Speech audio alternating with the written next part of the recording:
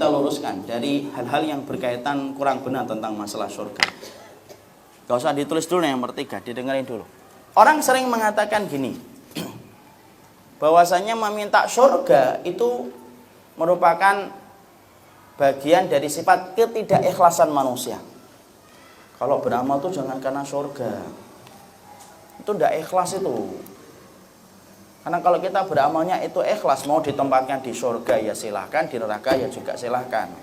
Makanya sampai ada kan salah satu buku yang pernah saya baca sendiri, ada salah satu tokoh apalah agama itu yang katanya sampai mengatakan, ya Allah, aku meminta hanya kepadamu, kalaupun engkau tempatkan aku di neraka, maka aku ridho selama itu dengan ridhomu. Nah, malah kita bingung. Makanya kemudian, apakah meminta surga itu kemudian termasuk bagian dari ketidakikhlasan kita, ataukah meminta surga itu justru merupakan bagian dari keikhlasan?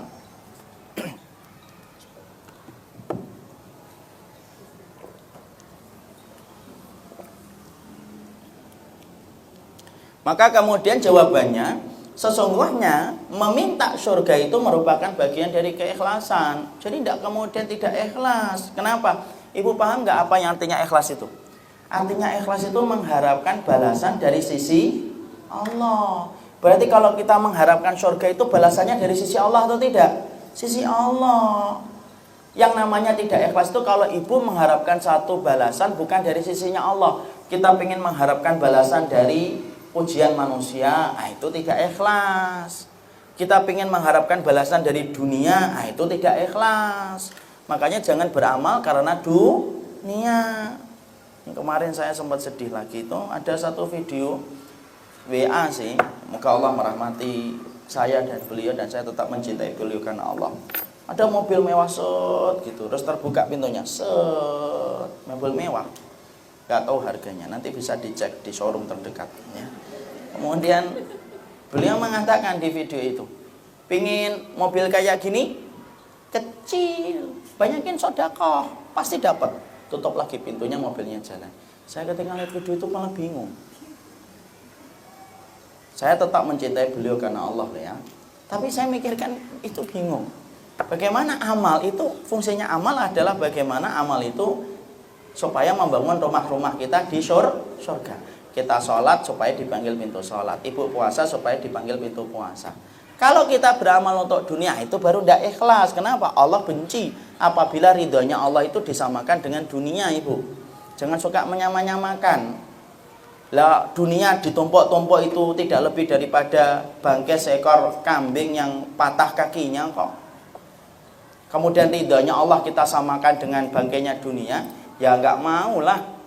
Wong kita disama-samakan dengan mantan aja tidak mau, Allah kita samakan dengan dunia. Makanya Allah marah kepada siapapun yang mereka menyamakan antara Allah, ridhonya Allah yang bersemayam di atas arasnya, kemudian dengan dunia. Makanya kita kembali ke poin yang ketiga. Bolehkah kita meminta amal itu untuk mendapatkan surga? Boleh. Dan siapa yang menyuruh kita untuk mendapatkan surga? Allah. Tadi kan kita bacakan surat Ali Imran dan kemudian surat Al-Hadid. Allah nyuruh kita bergegas dan berlomba-lomba menuju kepada surga. Berarti kita minta surga itu merupakan bagian dari keikhlasan, bagian dari keikhlasan. Makanya Rasulullah pun mencontohkan kita supaya kemudian kita meminta surga kepada Allah. Allahumma inni as'alukal jannah wa a'udzubika minan nar.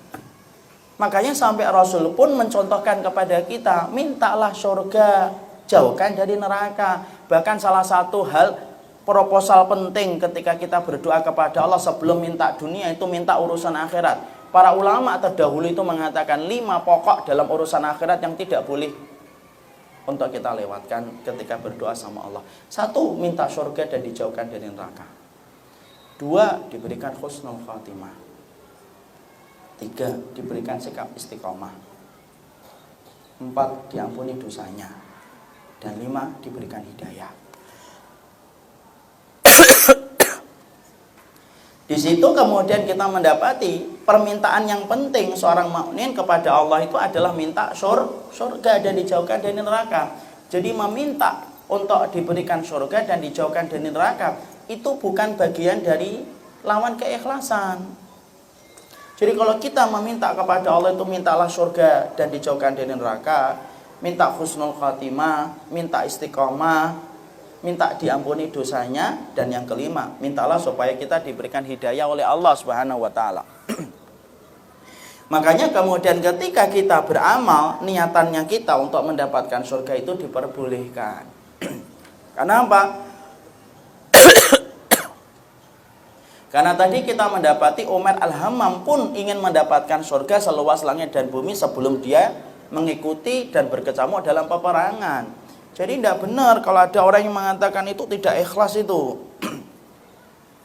Lalu kemudian akhirnya ada yang sampai bapak-bapak itu yang ngobrol dengan saya yang tadi saya sampaikan, Ibu, itu sampai ngomong itu kan tidak boleh, kan ada lagunya, Ustaz. Loh, kok malah lagu?